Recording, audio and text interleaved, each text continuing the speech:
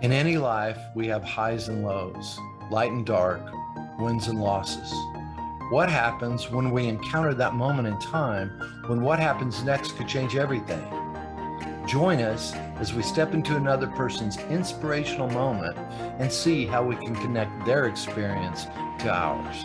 This is Greg Stevens, and you're listening to A Shot of Inspiration. Hello, everyone, and welcome to another episode of A Shot of Inspiration. We have an amazing, inspirational friend of mine today. We have a gentleman named Chris Douglas, and Chris and I have been friends for about a little over 21 years. We first met doing a leadership program for IBM. He had one section he was teaching. I was teaching at the time what ended up being Crucial Conversations, and we saw each other in meetings, started to build a relationship. I pulled him in on some other leadership programs I've done. We've created a really strong friendship, and I find he's very interesting. He's done a variety of different things. And so without further ado, this is Chris Douglas. Chris, thanks for being here today. I appreciate you taking the time to spend with us on A Shot of Inspiration. Thanks, Greg. Good. Really happy to be here. What was your perspective when we met? And let's dive into a little of your background and your life, and let's let the audience get to know you a little. Okay. Well, growing up, I moved a lot. Like, we were always moving to new towns because of my dad's job, and so I was always the new kid. And so I guess along the way, I learned how to connect with people because I was always, the new kid. So at first, in junior high, that was a little rough, because kids are tough at that age. But as I got older, I realized that in order to have friends, I needed to make an effort. And in that, I suppose that developed what a consultant I worked with down in Australia described as an extraordinary ability to connect with people. And so in the process, I've come to really love people. I've studied psychology. And so actually straight out of moving away from home with mom and dad, I moved to Eugene, Oregon, and became a carpenter. So I worked as building custom homes as a carpenter for a number of years, right up until I moved to Austin. After living in places like Santa Cruz and Eugene, Oregon, as I mentioned. And then, I moved to Austin in order to work with a friend who had a business teaching stress management seminar. So I started out, transitioning from being a carpenter to teaching stress management at Motorola in Austin. And then I went on to AMD, hired me to do the same. And then after about a year of doing that, she said, we've done a survey. We want to find out what people really are looking for. People really have mentioned an interest in listening skills. Would you be willing, you have great evaluations. Would you develop a listening skills class for us? I'm like, sure. So I did that. And then after about a year of teaching a 2-day listening skills class, she said, well, now people want conflict management. So would you be willing to develop a conflict management class? And so I did that. And then that's actually what enabled me to connect with Vera Cruz at IBM at a ASTD meeting. I got to facilitate a small group for a friend of mine who was presenting that day. And we connected, and she said, oh, I thought all you did was stress management. We need conflict management. And then, so I started doing that. And then when they started the Leadership Excellence University program, that's when she brought me in to teach a 2-day leadership class. And that's where we met, I think. Because at that time, Crucial Conversations was actually Path to Dialogue. I remember when they first started, I had 15 VCR tapes I would have to haul into my trips. I had to check luggage because I had to keep those tapes with me, or I wasn't going to have a training class. So I'm so glad technology changed everything. Did you ever do overhead slides with the big overheads where you slapped them on? I did that as well. PowerPoint? Technology is awesome. It really is. Yeah, it's really cool. So then we put together a couple of leadership programs. Also, a little about you personally. You're kind of a mountain man, a person who gets out, and you've got a Sprinter van where I know you took like a year and you went up to Alaska and a mountain climber and had a total knee replacement, and you're still back to climbing mountains. Well, yeah, I've done some mountaineering. What I'm into more is rock climbing, which is a little different from mountaineering, of course.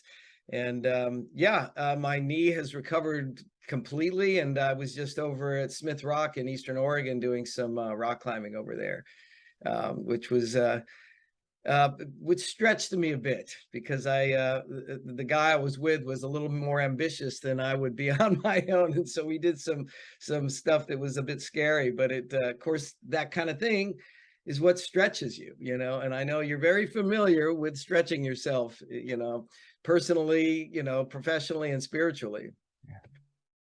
Right. Well, going in that vein of the conversation, one of my favorite stories, I'd like you to share with the story when you, at one point, you were thinking about declaring bankruptcy, you're kind of in debt, Oh, the right. business wasn't doing well. And I'd like to walk people through how you got there and what Okay. happened after.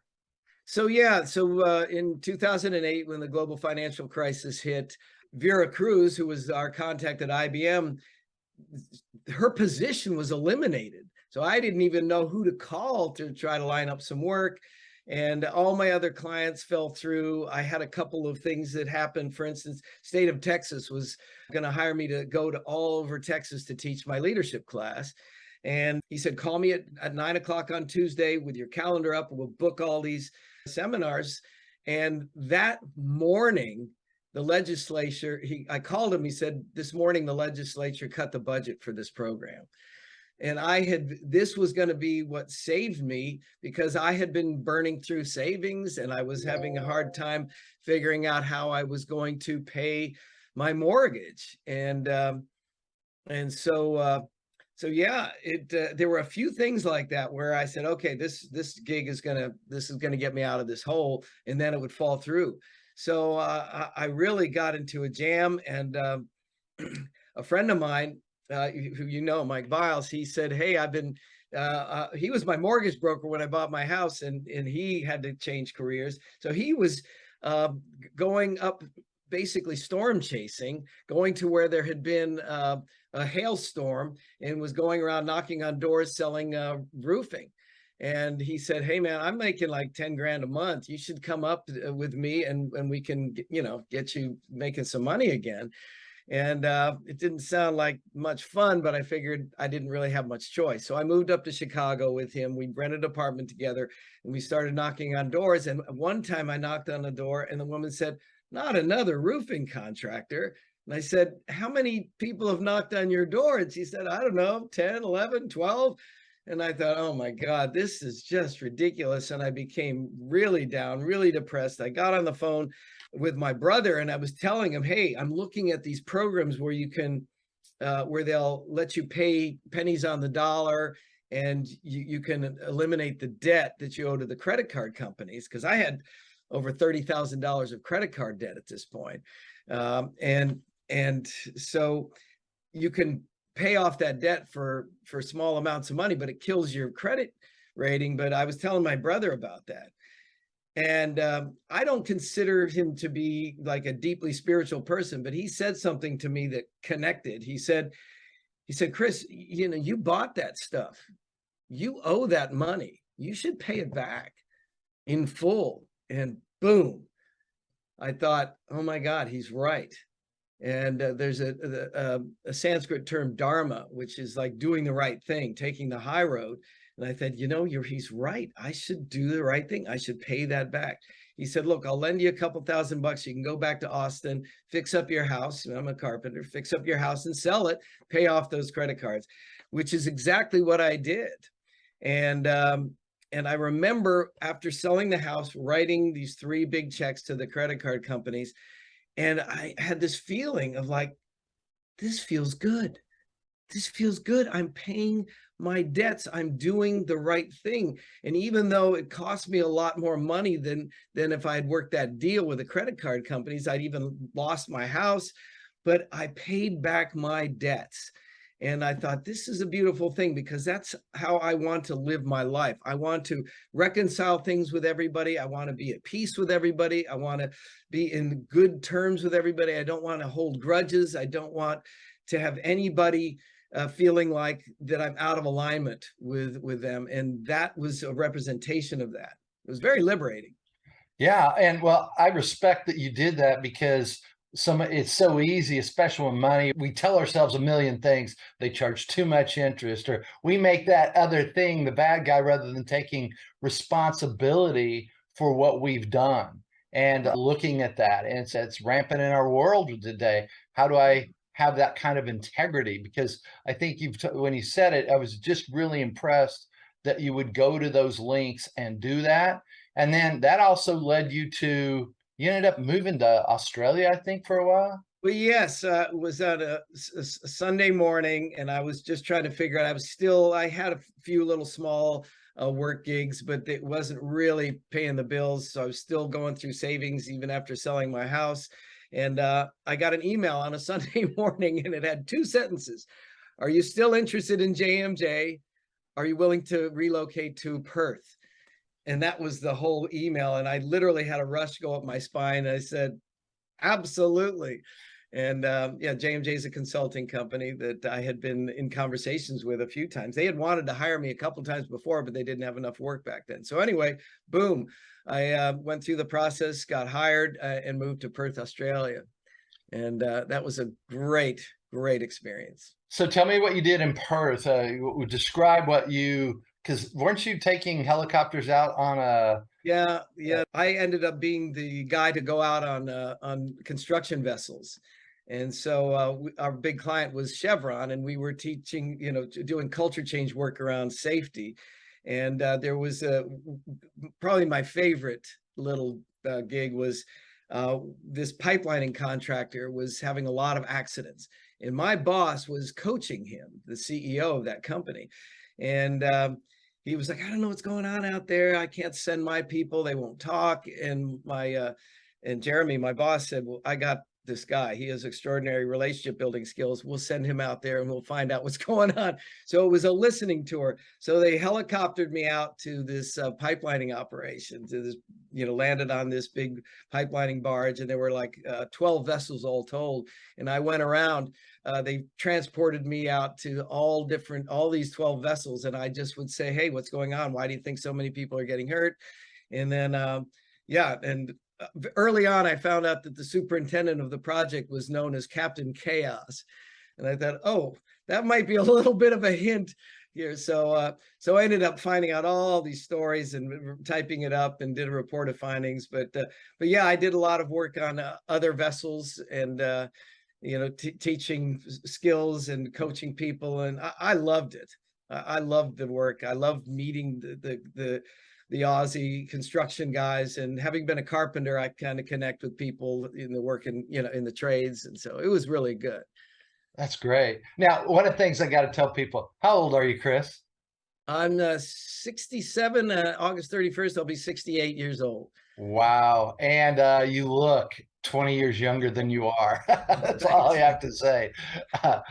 What do you attribute that to, honestly? Well, honestly, I think a lot of it is genetics. My father looked pretty young, but a lot of it is I guess my lifestyle and my attitude and my spiritual understandings and my love of outdoor adventures and kayaking and climbing and mountain biking and just and having good friends and enjoying life, laughing a lot, enjoying music. I guess all those things together attribute to my apparent youth. Well, I'd also say you never had kids, did you? Well, that's Oh, true. I'm sorry. Did you? You never had kids? No, Yeah. that's true. Something I always wanted, but it just hasn't been part of my path, unfortunately. Yeah, I think. Or fortunately, whatever you want to say, it's what happened. Yeah. Well, I find that people tell me I kind of look young for my age, and I'm like, well, I just never had kids because that stress I think would have ripped me apart. That's a tough duty. It's interesting. I've never had kids, but I've been to many different parenting classes because I've dated people who've had kids and things like that. Okay. But Yep. it's also helped me in my training. One of the best programs I ever took was Parenting with Love and Logic. It should be a management 101 course. It's so good. It's all the same, isn't it? Managing people and, Yeah, yeah. Well, and listening setting and boundaries, defining consequences, tying those consequences in their brain to yeah, close that accountability gap. right. That's one of the things I really loved. I've loved parenting classes, and it's interesting just because I find typically most people are trying to complete something from their past when they're Mm. raising kids. I got a chance to actually work on myself rather than working it out through my kids, I guess. So that's kind of where I've been. But let me ask you, Chris, what's on the horizon for you? What are you doing? What are you looking to do uh, uh, as you go forward? It doesn't sound like you want to retire. I mean, I know I don't ever want to. That's kind No, of the American dream, go to retire. I'm like, no, right. I want to keep doing what I'm doing as long as I can. Yes. Now, look, I do appreciate the free time that I do have. I don't see myself working, 50, 60 hours a week ever again. Maybe for short periods of time and if necessary, if I'm really engaged in something. But yeah, I'm back working with J&J again as a contractor. I've been going down to South Carolina to do some work for them, Mhm. about 1 week a month with them for a few months, and that's been rewarding going back with them. I'm also enjoying the work that I've started doing with you. I was up in near Albany, New York, teaching a stress management class for one of your clients, and really enjoyed it. Haven't taught it purely. I teach stress management in all my classes because it's such an important element of conflict management, communication, leadership, all of it. But to do a whole day of just stress management was really very rewarding, and it was very welcome to these people because they were under a lot of pressure. But I'm also working on the final draft of a book that I'm working on. And And what's that on?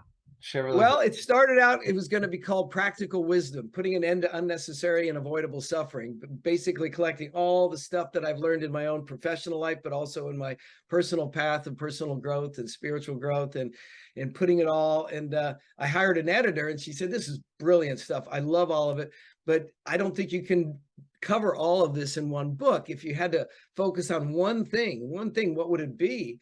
And I said, what I've been thinking about more than anything the last 2 or 3 months has been how your relationship with yourself determines your relationship with everything and everybody more than any other factor.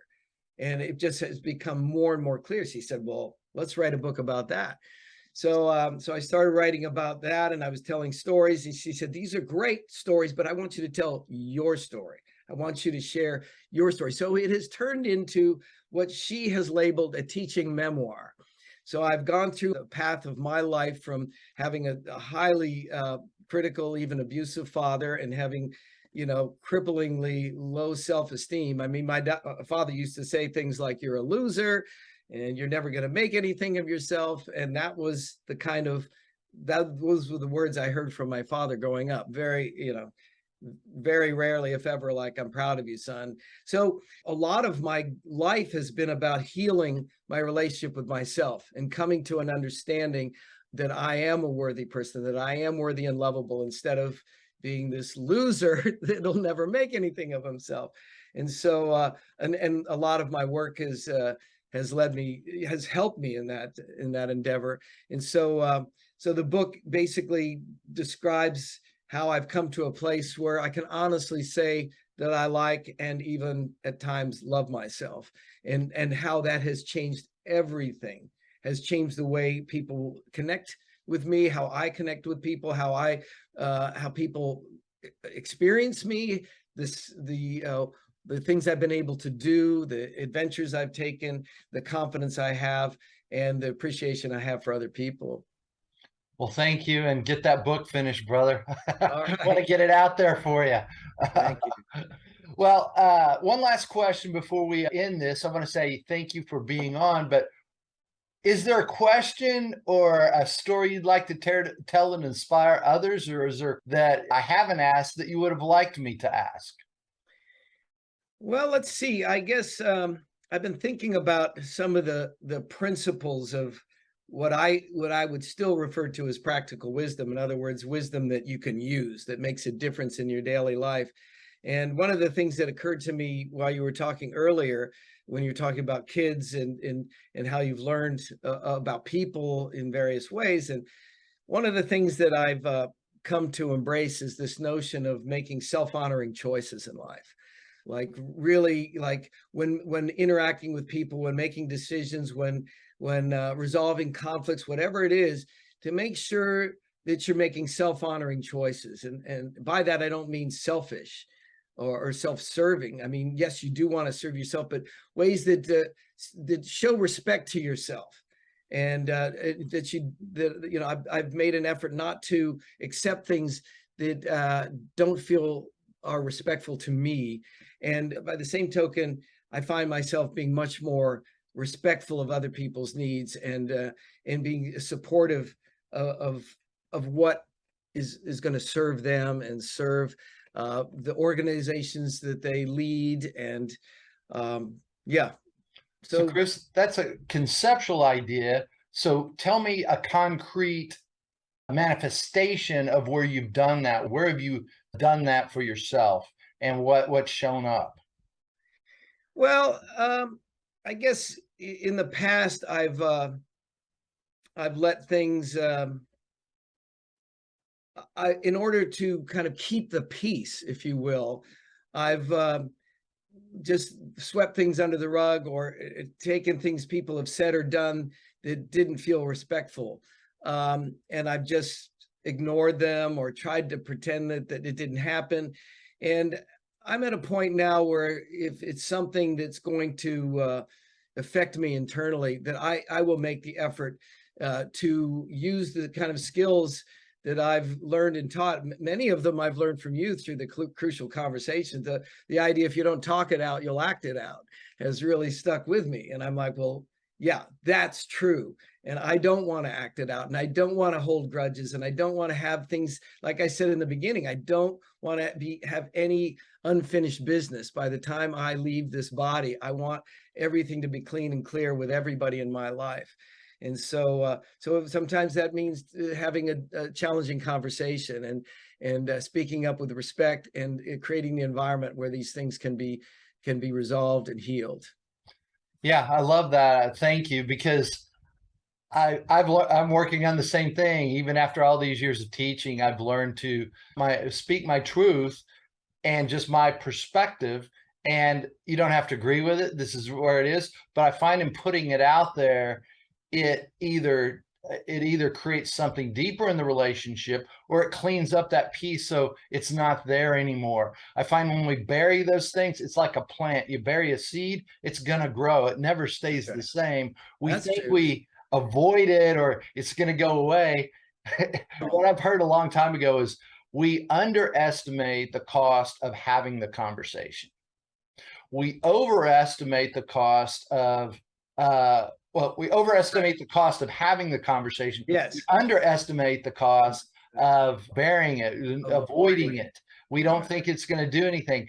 And it really does. It sticks there and it grows. It never stays the same. What I tell people most of the time is, let's say I have an issue with you, and I think, okay, I'm going to have the conversation with Chris tomorrow. And I come up to you and go, hey, Greg, how's it going? And you're really nice to me. And I thought, Right. oh, well, we don't need to have it now. That's right. But then 2 weeks later, that same thing comes up, that So reaction festering. happens, and I'm Right. back to where I was. I'm actually further down than I was, because now I hold it against you rather than owning that I didn't have the Well said. conversation myself. That's right. That's Yeah. right.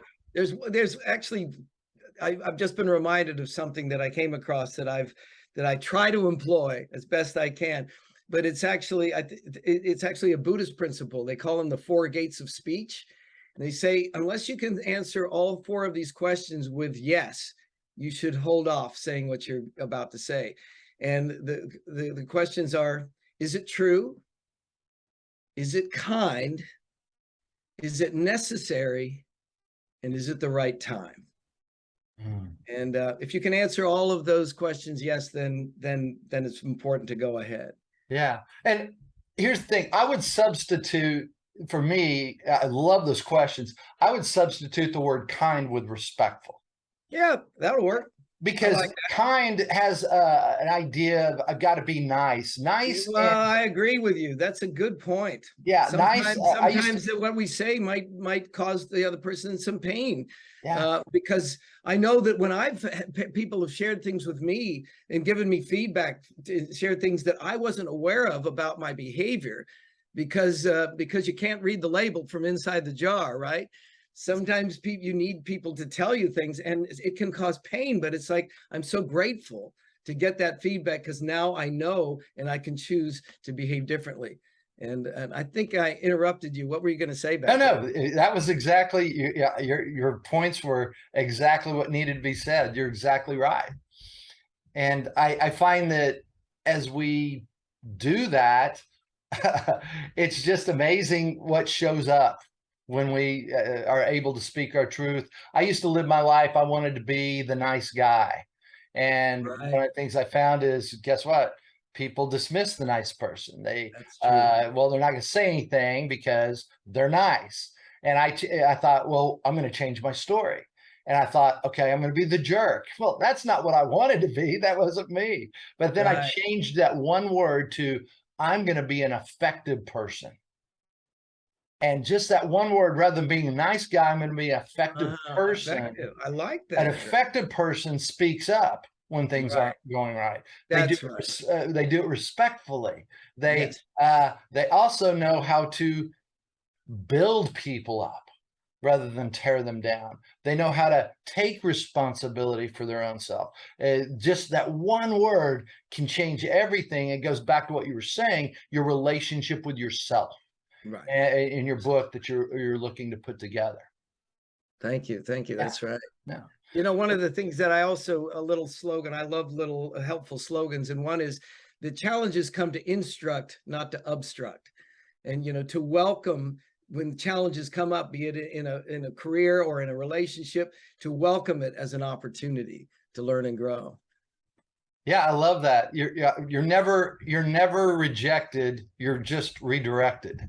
Oh, nice. That's what I've heard there as well. It's just a different. This is a no. You need to go somewhere else. And then That's sometimes also, what does that no tell you? Because we attach the meaning of that to us many times. And if we can start to look at it as a lesson rather than a fault, it can change how we engage with the next thing or the next thing. absolutely. Yeah, yeah.